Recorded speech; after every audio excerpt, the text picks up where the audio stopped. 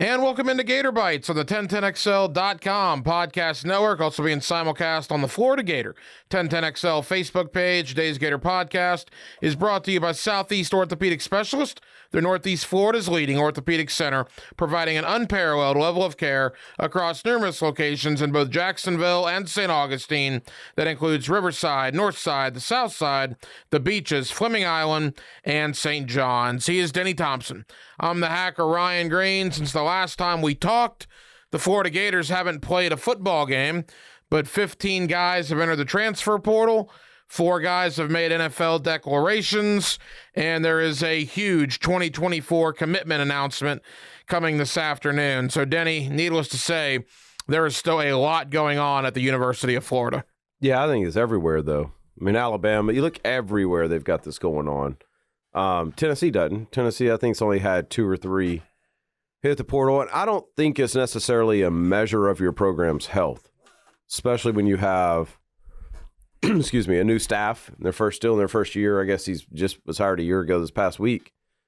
I think it's a couple things. I think it's getting rid of guys that you feel like don't fit your program, or that there's people behind them that you feel like, okay, a little bit better than what they are, and having that honest conversation with them of, you really can't tell a guy, hey, you got to go, but you can tell them, maybe you should try out the portal because I don't think it's going to work here for you.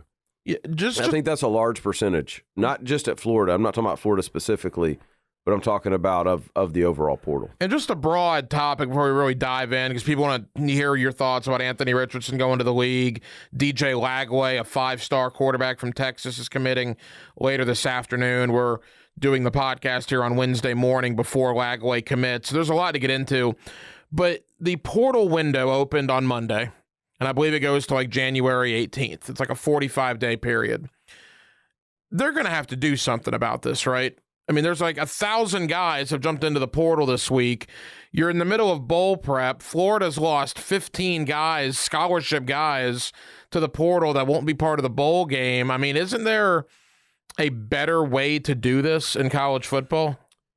I'm sure there is, but I don't think they're going to do anything at all about it, because college football has never been talked about more than right now. Yeah. Like it is. But I don't know if that's necessarily talked about in a good way or not. Well, it's in the history of college. I think this is the new normal. I'm going to put it that way. In the history of college football, you've never had a time dominated by the possibility of really good players going from one school to the other, also known as free agency in the NFL. And it is literally dominating news cycles everywhere. Not just here in the South, but everywhere. It's headline on every website. So I don't think it's going to change. I personally think college football 5 years from now is going to be a completely different thing than what it is now, but that's a different conversation for a slow time of year probably for us. But I don't know what they could do. I mean, the reality of this is these guys have a market value, and you're paying these coaches so much money to win that when you have those two things, coaches are going to tell guys to enter the portal because they're going to try to improve their team by signing more, which, by the way, is another indicator that they're not going to change it because they're allowing bigger than 25-person classes now, right? So they're trying to make, I think, moves to improve inside. But you've got that of people wanting that, and then you've got that other side of quarterbacks that, and I'm only talking about quarterbacks because all I know. It could be it could be receivers, it could be any position, who are at a place making nothing because there wasn't NIL when they signed, or maybe they weren't that valued. And it's the school's responsibility, I feel, in this time to go to their current players and go, you don't need to hit the portal, we got you. But unfortunately, that's not how it's working. A lot of people are hitting the portal and finding out what their market value is, and then maybe the school has an opportunity to match it, maybe they don't. But it is what it is at this point. Let's dive into Anthony Richardson. Your guy, you've trained him for years with 6 points. Denny Thompson was telling me about Anthony Richardson when he was a sophomore at Gainesville East Side. So Denny is the guy to talk to when it comes to AR. And he announces earlier this week that he is going to the NFL draft. I'm sure you had dialogue with Anthony prior to that announcement. As much as you can, take us into the thought process and him leaving Gainesville to head to the NFL. Yeah, I don't think it was much of a thought process. I mean, I think in November we started to get feedback that was just like, oh, wow, okay. We always kind of assumed the first round thing, but then we started to get other feedback that was starting to place them in high first round. And so then at that point, you kind of make that pros and cons list. But here's the thing with that pros and cons list. It gets real when you're the athlete, or like in my case, when you're somebody close to the athlete. You realize that the con of getting hurt, it takes so many pros to cancel that out, right? And I think when you looked at it, Anthony made the decision, but it wasn't an easy decision. Only because Anthony's from Gainesville and Anthony loves University of Florida. If you took emotion out of it, it was a no-brainer. It was an absolute no-brainer. And there's people listening to this, and I get this DM. Y'all don't need to DM me and tell me, oh, he would do so much better with another year. y'all, trust me, that's Let me show you my cell phone. Right. Tell Denny Thompson that, I got like 3 of those text messages I know. We have thought of that. It's not a groundbreaking thought. But the reality of it is what changes from right now to next year? Draft status, nothing. Now you get experience and you get reps, and I get all that. I understand that, and I don't disagree that he needs more reps. Everybody would agree with that. But at the end of the day, like, the only reason that you would go back is for the University of Florida, not for Anthony Richardson, not for him. So I think that's where the decision finally just kind of slapped everybody in the face. It was like, this really isn't even a decision. And I don't know, I'd have to think about the quarterback class of 2024. But Caleb Williams is going to be number 1. That's not going to change. Okay. Because this year, I mean, there is a lot of competition with Bryce Young, with C.J. Stroud, with Will Levis. I mean, there's going to be a lot of guys. I would say next year's class is at the top better.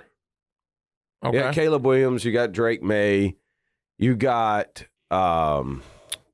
Wouldn't Drake May need another year, or was he a redshirt freshman? Okay, never mind. So, I mean, you got him. You got these guys with these great grades, and I mean, I'll bring up one of our guys in Carson. If he has the year everybody expects him to have, like, and that was kind of the point. It's like, okay, Anthony, you fall somewhere between 1 and 4 now, right? Would we all agree that? Yeah. I don't think that changes next year. Like, I think 1's a stretch this year. 1 would be a stretch next year. You're still going to fall between 1 and 4. The way the draft lines up, there's a lot of quarterback needy teams in the top. So it's just, when you compare it, I don't think this draft is any stronger than next year's draft. All right. So with Anthony going, it's been a mass exodus. Anthony, Osiris Torrance, Aaron Dexter, and Justin Shorter have all declared for the draft. I guess no real big surprise with any of those guys. Torrance may be the first interior lineman taken. Yeah, I think so. And Dexter is probably going to be, what, a second, third rounder? Yeah, and then the thing with Dexter, I've talked to a couple of scouts this week. There's a belief in the NFL that he will be much better in the NFL than he was in college. Yep. Because he's getting double and triple teamed in Gainesville. Yeah. That won't happen at the next level. Shorter's 25 years old. Mm-hmm. I mean, what are you going to do? You got to go if you're going to plan to make any money at the wide receiver position. So no real surprise. And again, it's not so much quality, Denny, but the quantity of guys that have entered the portal. I mean, you're talking with seniors leaving, with guys in the portal, and guys that are declaring for the draft. Florida's down like 30 scholarship guys, basically, that are going to, and injuries as well, that may not play in the Las Vegas Bowl. And I just think that's the interesting timing of this whole transfer portal thing right now. Yeah, that's the part of the transfer portal that they need to kind of figure out, is if they want the bowl games to mean anything at all, or even get any type of viewing, they're going to have to figure that part out, because, I mean, the odds are I'm not even going to watch their bowl game. Right. I mean that's the reality of it. And it just got flexed, too. It was supposed to be a Saturday night. The NFL's taken that over. So now the Las Vegas Bowl is 2:30 on a Saturday afternoon. Which is 11:30 their time. Which is 11:30 their time. Yeah, and really, I mean, when you look at this bowl schedule, it's almost like I don't know their if y'all fact check me on this and I'm wrong, that's fine. This is what I think. It's almost like you want to watch who does Marshall play?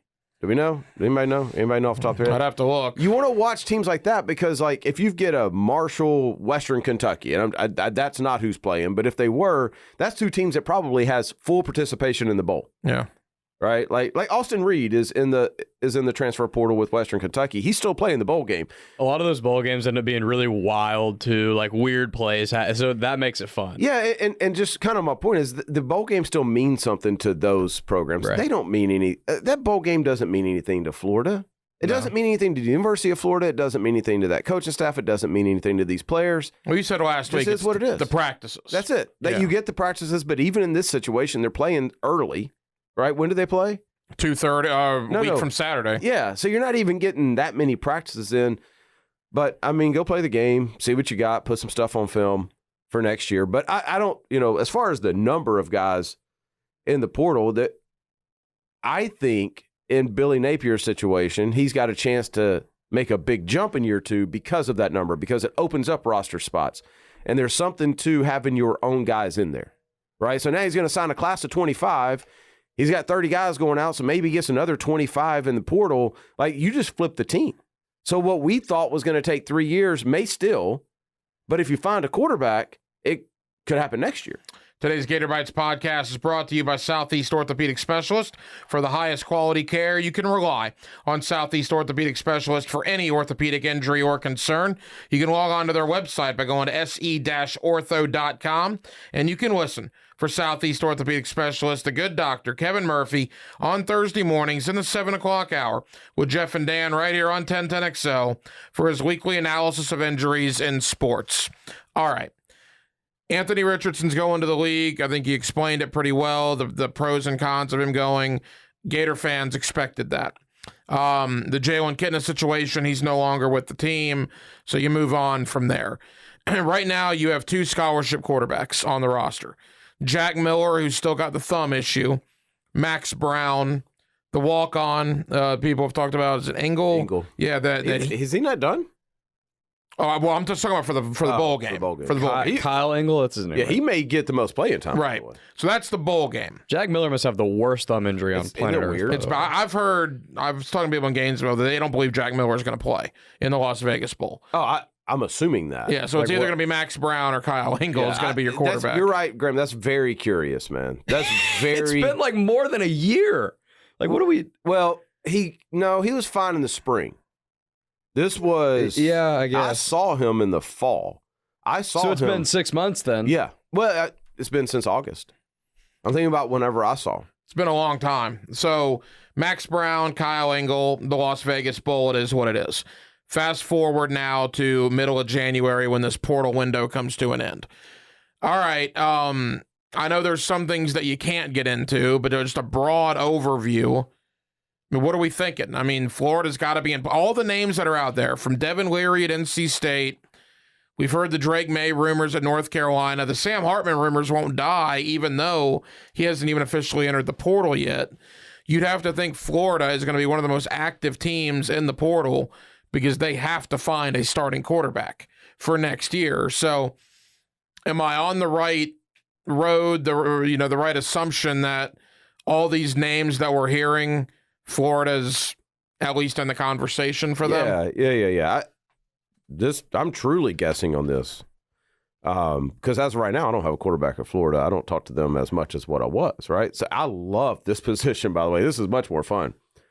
My assumption is that somebody out of the current room is going to transfer out at some point. Maybe not either now. Miller or Brown? Maybe not now, but you got to count on that in the spring because you're bringing somebody in. You're bringing in Jaden Rashada, so you're bringing in a high 4-star there.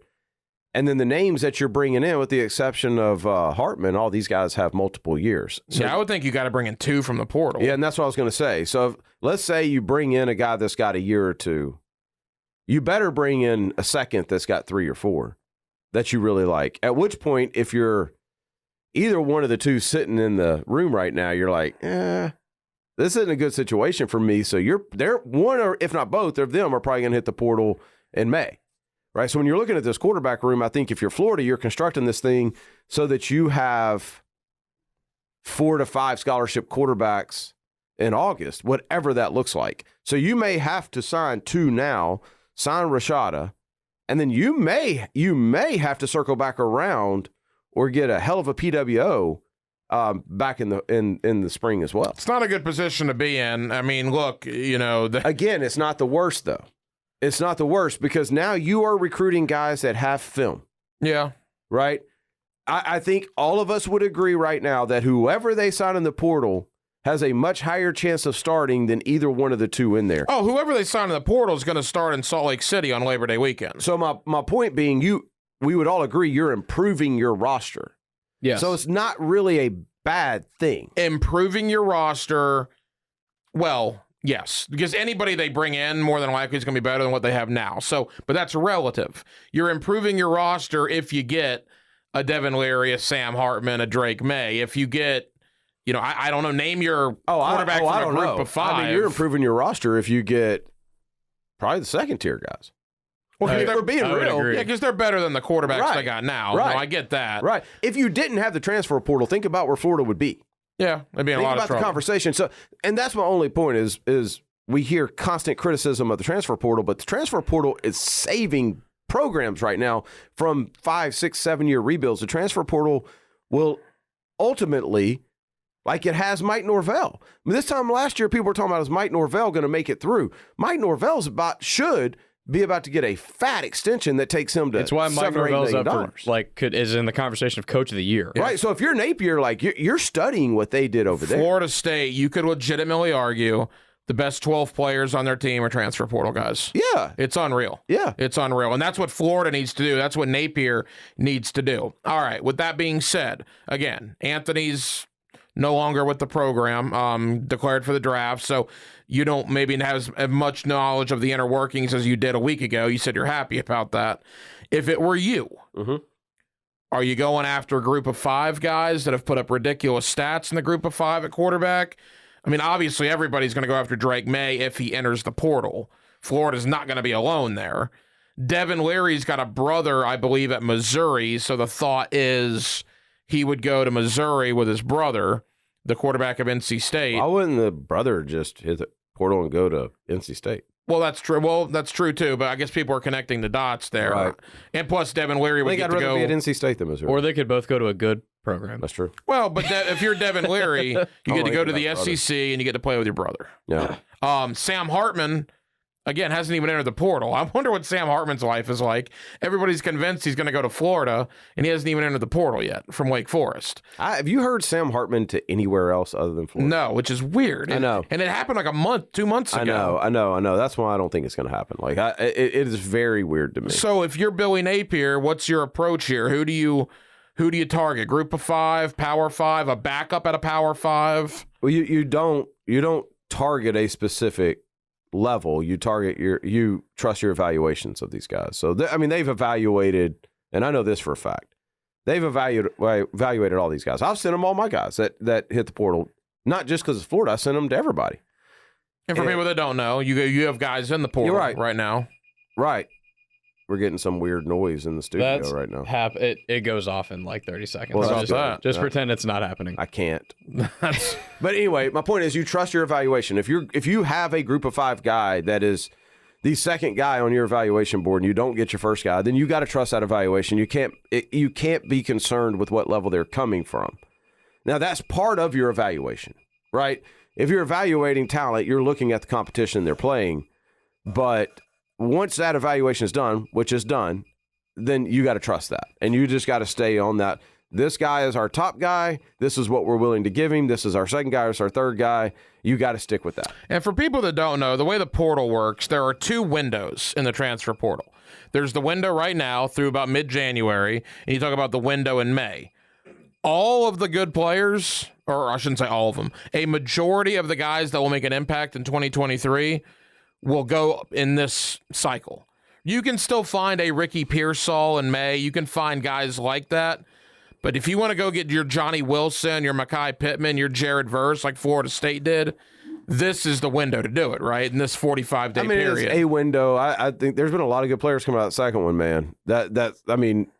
We've advised some of our guys that have talked about hitting the portal once you get through spring practice and see. But if you're looking for if you're looking for a starting quarterback, you can't wait to bring him in until June. No. You got to bring in your quarterback. You want your team to be solidified with this one, to your point, with this window. That window also is BS. The window opened December 5th. Bro, I've been on my phone for a month about this, right? It's transfer portal is talked about, recruited, scouted, evaluated year round. They've got these weird windows when you can sign these guys, but that's got to go away. That we got to do something about that, because that's also tough. If you don't want guys coming out in the middle of the year, but you want them to have the ability to take visits, then you better expand that window. As we talked about, Florida is not the only team looking for a quarterback. So how appealing is Florida if you are one of these high-profile guys in the portal? Because a lot of big-time Power 5 schools are going to try to find quarterbacks this offseason. How would you assess Florida? I've learned that there's a lot of schools that we don't talk about, and I won't say their names, that we assume likes their quarterback situation that don't. Big schools, right? So I think, Florida's right there. Florida's a top 10 destination for these guys. Jordan Travis going back to Florida State helped Florida. Even though you got to play him again. Because Florida State would have been involved in the portal. That would have been the number one destination. Really? Yeah, only because of what they have coming back. Okay. That's the only reason. Johnny Wilson coming back, Micah Pittman coming back, those running backs, good offensive line. Yeah. I mean, so I think like the guys that we have in the portal that have gotten 20 plus calls, there's a process. All of them want to see certain things that has to be presented. Well, what they want to see and what everybody wants to see, Florida State would have dominated. So the one knock against Florida is, what am I throwing to? That's the one thing that if you're a quarterback, you have to ask yourself, okay, well, I'm going in there. Who am I throwing to? What's y'all's plan in the portal? Who do you think you're getting? And if they answer all those questions, then it's a top 5 one, right? If you can get that. But facilities now, which is funny, right? Now we're on the upper side of that facilities argument. Facilities, location, staff, the way their current players like where they're at, Florida's top 5 in that.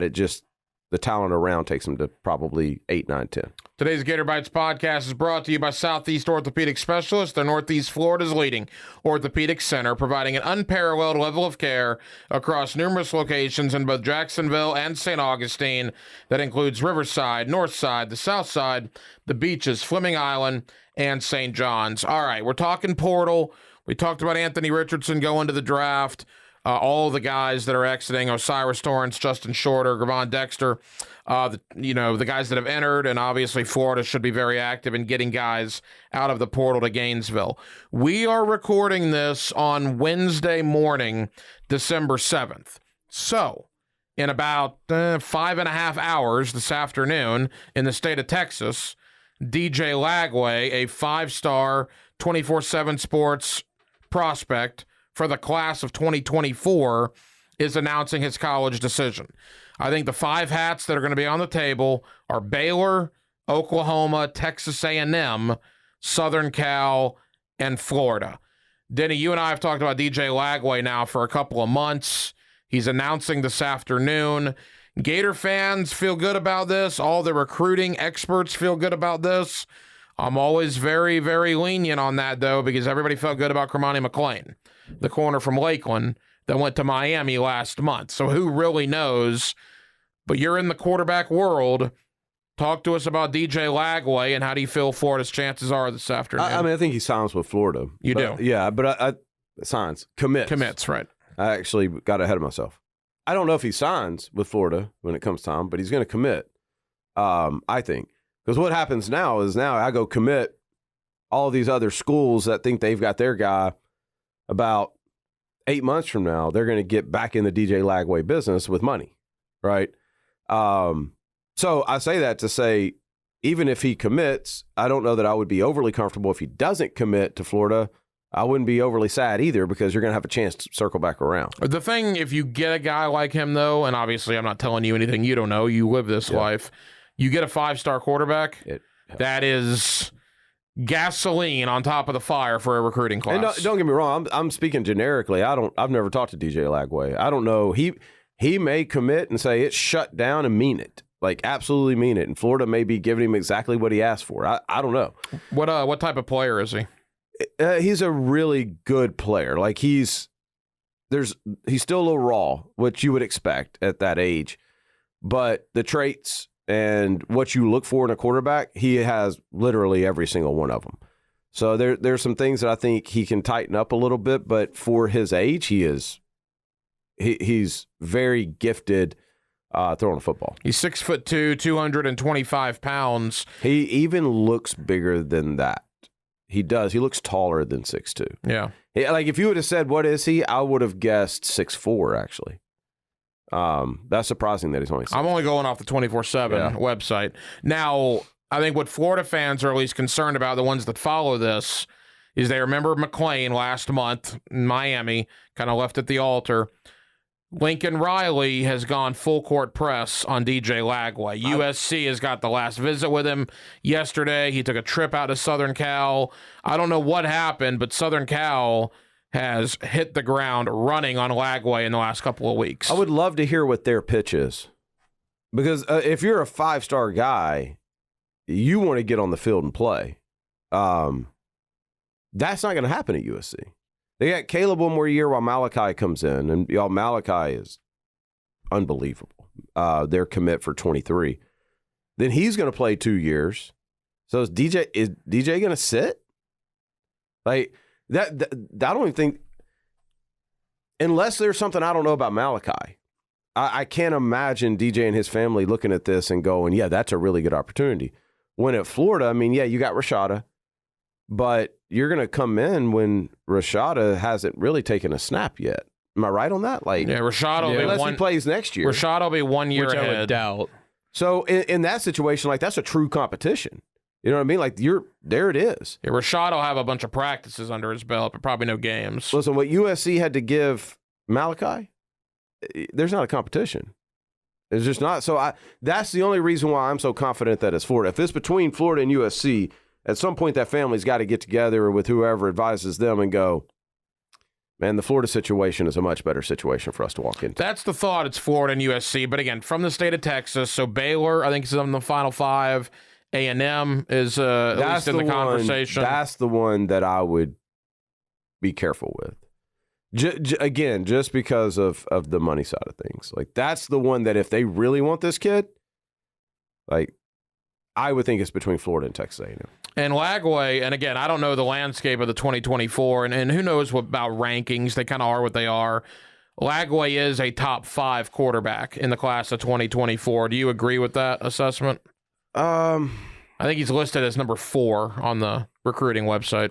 Yeah, I don't know. There's a lot of guys in that class. That's a good class. There's a lot of guys in that class that are rising, right, that got later evaluations or things like that. He's definitely, he's definitely one of the best quarterbacks in the class. There's no doubt about that.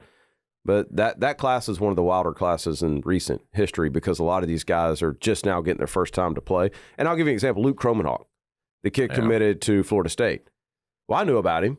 Florida State knew about him, but nobody else knew about him. He's from Georgia, right? Yeah, he's from Savannah, playing a state championship. Yeah. He sat behind Holden Geriner. So he went from like 60th in the country as a quarterback after they saw him play a few games to 8th or 9th, right? And there's like 10 of those guys in that class. So while he's a very good quarterback, I wouldn't look at anything. I don't think he's C.J. Carr good, is my point. C.J. Carr is legit, Notre Dame commit, but he's definitely in that top 10. Final question. When we get back here next week, will some of the dominoes have started to fall in the transfer portal? Will we start seeing some commitments, whether at Florida or somewhere else? We'll start seeing things fall into place? Yeah, there's coaches now going to do home visits with these guys. And I'm sorry, high school guys. I'm sorry y'all got this hand dealt to y'all. Because you were crazy. On this like 2 years ago, too. Yeah. I remember listening to the Sports Den, and you were always on that. Yeah, and it's not going to change anytime soon. But these in-home visits right now with portal guys mostly. So I would think coming out of this weekend, you would start to see some movement. And I would think with the amount of guys Florida needs to get out of the portal, we're talking, is it crazy to say 18 to 20 guys out of the portal? No, I don't think so at all. And the other thing is, like, I would say there's a good percentage of that list of quarterbacks already got the deal done. Yeah. Like, they haven't announced it yet because there's maybe 1 or 2 moving parts. But I'm just thinking about our guys. Like, most of those, we had it done within an hour or two after they hit. If you bring in 20 guys from the portal, it's a good number to go on, and you sign a class, we'll just call 25, and 45 new players on an 85-man roster in 2023, I mean, how is that going to work? It could be 50. I would bet, I would put the over-under at 45, and I would go over. Oh, I mean, that's going to be, that has potential, but 2023, I mean, that's a lot of overturn on a roster. It's a ton, man. It's a ton. It tells you a lot. It tells you a lot, like, that this roster this year, the way Napier wants it, I mean, that's why they won 6 games. Wow. Also, look at all the guys transferring out of Florida. There was like 2 of them where I'm like, that hurts. Right. Everybody else was like, okay.